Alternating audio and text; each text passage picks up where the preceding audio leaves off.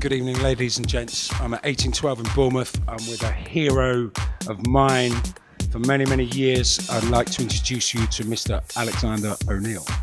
Hey, Paul, how you doing, brother? How you doing? I'm doing good. Hello, I got a letter from Peter. Oh, right. I got a letter from Peter. He's all right, isn't he? Isn't he? You know, usually sometimes, Paul. So you love England that much, I love England that much. You love England that much. Okay. So Alex, everybody knows who he is. I'd like to ask you, start off by asking you, your first band, Enterprise, and then you went into Flight Time. You moved from Mississippi when you were 20 years old. Yes. To I moved to Chicago. That's right. To Mississippi. And you started in a band with, then it was Flight Time, right? Well, I left Chicago, and then I went to Minneapolis. Right. And so, I was just playing around in a lot of local bands. Yeah. And the first band actually that I had in Minneapolis was a band of my own called the Black Market Band. Okay. Yeah, because we wanted to get into the music scene in Minneapolis. Well, at that time, if you didn't know anybody, you really, nobody knew who you was. You were on the black market, basically. But that was the first band, and then I got into another band called Enterprise. Right. Band of Pleasure. And it was a great experience. Morris Day was the drummer for that band. We had a lot of great musicians because Minneapolis come from, it's a wealth of great musicians. We a lot of great musicians come out of Minneapolis, and it was a great experience being in the local music scene in Minneapolis. What would you say created all these great musicians coming from Minneapolis? I think Paul probably we were hungry. Yeah. We were hungry. Oppression? And we were hungry and we were oppressed. Yeah. Because Minneapolis is a very unique city in America and the United States. We are very interracial. Yeah. And most three-quarters of cities are not. It's like blacks live on this side of town, whites live on this over here, Mexicans over here, Puerto Ricans over here. Yeah. That kind of thing. And Minneapolis is we're totally diverse. And so, we shared music and we like a lot of different things, and that's, I think, is attributed to Prince's music. Prince, we often describe Prince as the godfather of the Minneapolis music scene. But in actuality, we have guys that have long since set the pace. A drummer who played for Sly Stone for many years, Bill Lawton was his name. And he was a white guy who was a drummer for Sly Stone for many years. Okay, we had a great drummer, have a great drummer. His name is Eric Gavert, who played with Weather Report. Okay, a group called Weather Report, a famous jazz group. And I'm probably talking, a lot of you guys probably won't get this, but Weather Report. They can go and check this out. Check Weather Report. You check Weather Report, you're going to know that you're deep and heavy when you listen to Weather Report, okay? And in this amount of others, obviously Bob Dylan comes from Minnesota. Right. And we could just go on and on. Al Jarreau did a long stint in Minnesota. So the history a lot of soul. We have the history there. Yeah. And we live so far north until it's so different because we live so far north. And to have that kind of thing. Now, what created the real Minneapolis music scene was actually the oppression because black bands could not play white clubs. Right. That was a problem in Minneapolis. Now, we live in an interracial. Doesn't mean that it's accepted all the time. It just means that that's the way it is, and you're going to have to live with it because where we come from is very Scandinavian. Yeah. It's more Swedish oriented. So it's like the Swedes came straight from Europe to America, and they wow, this is like Sweden. We'll take this. Okay. So picturesque. And stuff, yeah, it was like, and it's so ironic how that happened because all of the Scandinavians basically migrated to the cold climate. Right. And they stayed there, and so we get extreme cold. When you get up in our neck of the woods, you get up to Detroit, Chicago, Minneapolis, Iowa, Omaha, Nebraska. It's gonna be in the winter. You're gonna get a real winter. So basically, we're so they have that rich history, and but we were having a small black population in Minneapolis at the time, back in the 70s, and 60s and 70s. You know, you didn't have a lot to compete with, right? You know, so you were kind of left there spinning your wheel. All of a sudden, Prince makes it. He gets a record deal. And this is how the music, actually, this is how the birth of the Minneapolis music scene was born. Okay? Remember I said it, you got it here first.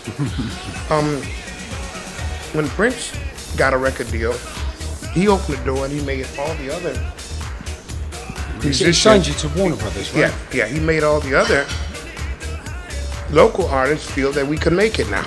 Brought everybody through, created a scene. He transcended. Yeah. And he brought the Time. Right. And Jimmy Jam, Terry Lewis. Yeah. They brought me. Yeah. Okay, that's the cycle. Prince, the Time, get fired. I got fired from Prince before I got hired. There's a song right there. Yeah, I got fired before I got hired. And there is a song in there. Right, yeah. And Jimmy and Terry, they got fired, which was one of the best things. Look, a lot of good things come out of bad situations. Yeah, right. And you gotta kind of just keep your state negativity breeds creativity. Exactly. You gotta keep the state of course. Yeah. And so it all unveiled. Thankfully today that I have nothing but the utmost respect for Prince. Right. And what he's done for the Minneapolis music scene, what he brings to the world. Yeah. As well as whatever differences we've had, I think have long been water under the bridge. So, you know, it's a really good thing to be a part of the Minneapolis music scene. Okay, amazing. So, I want to ask about Fake. You know, when you released that from Hearsay, and it was #1 in the R&B charts, and it also crossed over to the dance charts. Yeah. You know, and it was I think it peaked at #7 in the dance chart. Knowing your whiskey's there, grab that. I was gonna grab your whiskey. Let's say cheers. Cheers, mate. Cheers, mate. How you doing?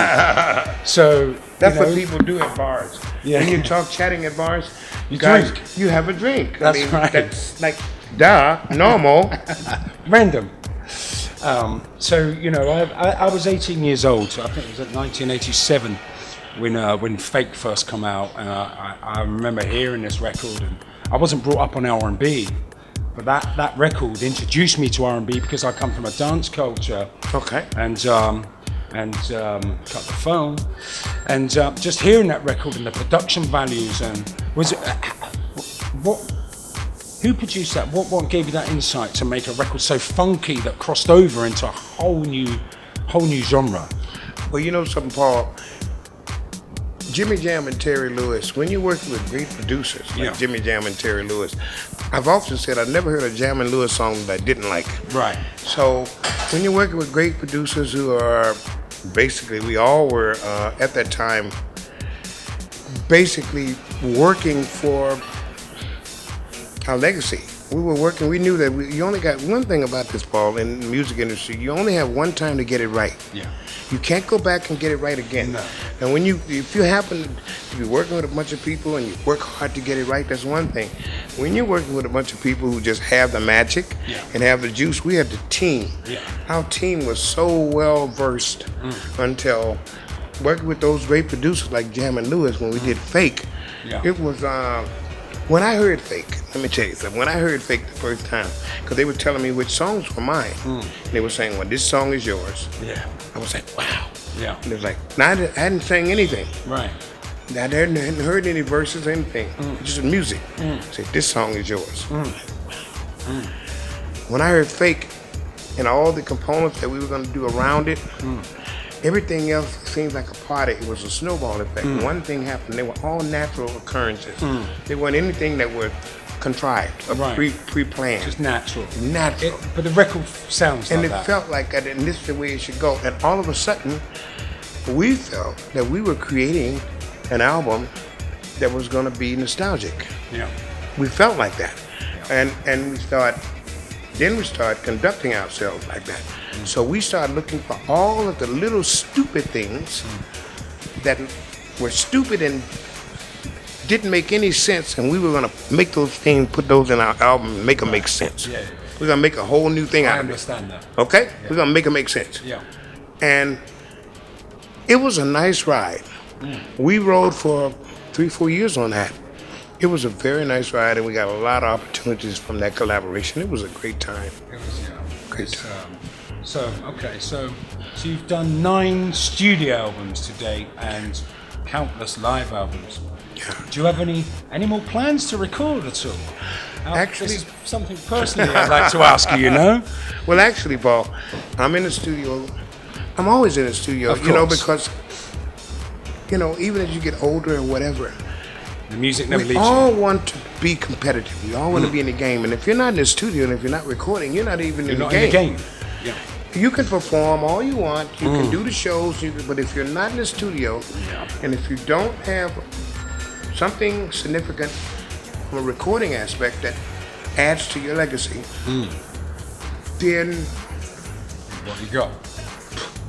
it stops, doesn't Yeah. it? Of course. You've achieved so much, and it stops. Yeah. Well, Just here's like that. Yeah, well, it don't matter. One thing about these interviews, they don't have to be perfect, guys. Nah, that's right. Would you like a drink then? at No, that point? I've already had one. Okay. And that was enough. I had a big one. Okay. Okay. But they stop. The things stop if you're not in the studio. Yeah. And you have to stay in that. I was hearing an interview with Candy Stanton. Okay. And I didn't know that she had did as many albums as she's Right. done. Yeah. The woman has done like a shitload of albums, right? Yeah. And because I'm a Candy Stanton fan, right? Yeah. I'm like crazy Candy Stanton. Yeah. I was so in love with her when I was young. I was pathetic. And so I was listening to her, and she was telling me how many albums she'd done, and she's still in the studio. And I was saying, yeah, you go, girl, because I'm still in there myself, right? Because that's the name of the game. You've got to stay in that studio. When you're a more mature artist and older, you can't. Everybody wants to compete. Yeah. Okay, and when I see the likes of Chris Browns and Leos and all of the people who are very successful and they might have bad boy behavior and they might have this, that, and the other, and I think about the '80s and I think about, wow, did you You're have? not bad. Yeah, you did okay. You did okay. Yeah. You were okay, and but the thing about it is that you learn that everybody gets a turn. Sure. That's the point. It's taking you to. You don't get to constantly relive that, and you don't get to live that era the rest of your life. Hopefully, you get another turn. Yeah. Maybe it could be a slightly different, Yeah. but you get another turn of Yeah. that. Yeah. Hopefully. Yeah. But if you accomplish enough for your ego, you really don't need it. But how about this? Who don't want another burst of success? I don't know anybody that don't want another burst For sure. of success. But it doesn't validate you, because you've already been stamped, you've already stuff. And those kids and those guys, a lot of these guys, when I was doing my things, they were babies or wasn't even born. And then these guys come up. So when I see their success and stuff, I have a tendency to want the best for them and not to want to go into because it's so competitive, we want to go into the envy thing. And I'll never forget, Boy George said one time to me, we were talking, and he said, in the interview, he said, yeah, so-and-so, and he said, this person is this, and that person is that, and they were very successful. He said, but I'm probably saying this because I'm jealous, because they're successful and I'm not. Well, it depends on what your definition of success is. Of course. So with those things in mind, you have to know that you have to accept the fact that you've been there. Yeah. And you've had a turn. And it was a great turn. We open the doors for those guys. Of course. To do what they're doing. Those guys come out of the doors selling millions of copies today. We could only sell 500,000. It's the same as that And small, then right? and then if you went double platinum in England, you only sold 500,000. Yeah. That's double platinum. Now, it would take you'd have to sell 1 million, 2 million to get double platinum in America at that time. Yeah. These guys, now listen at the demographics here. These guys come out of the block already selling millions and millions of copies. Now, if they wrote any of this stuff, period. If, say, here's a scenario. If they wrote all of it, oh my God, when they come out of the block, when it's a success, I'm not going to say if, when it's a success, these guys go to the bank, first checks with millions of dollars. Now, I've had a lot of money in my career, but I've never had it at the same time. Yeah, I hear you. These guys have had millions of dollars. I wouldn't know what to do for $20 million at one time. You're gonna have some party though, right? 50 million. You just got a check for $62 million, you know, and this is your first royalty over the world. Because right now, these guys don't deal with certain areas, demographics, they deal with the world. Yeah. It's the world. They've changed the whole world. Yeah. Hip hop changed the whole world, brought the world together in a way that it'll never be brought together again. Yeah. You know, so it's pretty incredible. Video killed the radio star, effectively. Totally. And these guys, by having that much control, so we open the doors, like someone opened the doors for us, like Gladys Knight and James Brown and Otis Redding and Stevie Wonder. In this might as well open the door for the 80s. They went from the 60s to the 70s, and they opened the door for us. We opened the door for these guys, and the door has been wide open. We couldn't get that in our era. Of course. It's like Little Richard in those times would say certain things, and you hear some of these stories from Bo Diddley and Little Richard. Chuck Berry. Chuck Berry was always taken care of because he was always smarter than the average band. But the rest of those guys, you know, there's a lot of hardship stories in the music industry in the world. And the thing is that, sometimes the world dish you out a lot of lemons, you know. But hey, you got to look on the bright side. You got to make lemonade. You got to make lemonade, you know. Make some lemonade out of it. So, which means that, you know, you have to deal with life on life terms. And, there's no hardship stories in the music industry. You have heard it all. But, you know, my thing is, what's more important to Alexander O'Neal, even more so than music, is trying to maintain my relationship with God, trying to be spiritual as I possibly can each and every day, trying to appreciate life. What advice would you give to any young person starting out, wanting to, you know, who's perhaps been inspired by yourself or just soul music, or what advice would you give them starting out? Because things are so different now. You know, the pureness of music is harder to get out and across, if you understand me. So what would you advise them to sort of, you know, how to go about things? Paul, I'm gonna tell you something. I'm very brief. I'm not gonna thump on this. Yeah. But here's the point. Opportunities afforded to us from God, from my perspective. Doesn't have to be true because I said so, but from my perspective, it's afforded to us from God. And I would probably think that maybe along with me pursuing all of my career and the things that I want to achieve, how about pursuing your spirituality first?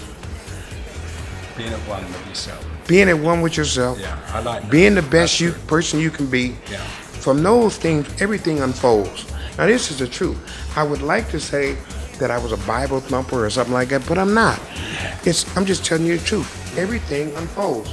And your destiny is going to be your destiny. God gives who He pleases to give to. If He pleases to give to you, you will have it. But you have to be prepared to receive. And that takes up your karma. The things that you carry around yourself, sometimes it can dictate the outcomes of your success or your failures. So make sure that you're trying to be the best person that you possibly can be. That's all you can ask of yourself. And then once you have those things in perspective, then you make your morals and your values and you decide what kind of person you want to be in life, and you work on it. It takes work. You don't get it for free. You don't get it because you turn 21 and you're adult and no one can tell you what to do anymore. That's the beginning of it. That's not the end. That's only the beginning, guys. You don't get it there. So you got to keep going. And once you do get it, you'll know when you got it. To be rich in life, what you're saying is to be rich in life. And that's success. That's it. That's the whole thing. And the only thing that matters today, what we do today. So, you pursue your career with everything you got. But I tell you, it's much easier when you know who you are and have your priorities in perspective. And you know that spirituality, whoever you believe in, it is so very much so important. I couldn't stress the importance of that. Exactly. Without a doubt. Okay, so one last thing. Okay. We're so honoured to have you come and perform at 1812 and for here tonight. Yeah. What should the fans, your fans, expect tonight from your good self? Paul, I always give my heart and soul, so they can expect the best of Alexander O'Neal for the situation that we're dealing with, And I'm really excited to do this tonight because it's great being at Barmouth. Has so much history, and we even know that in America. You played enough times. Well, I played it before, Yeah. but today I'm beginning to see it's really a lovely city. So looking forward to tonight. So boom, it's going to be kind of right, And we're gonna have a party. And we're gonna have a party.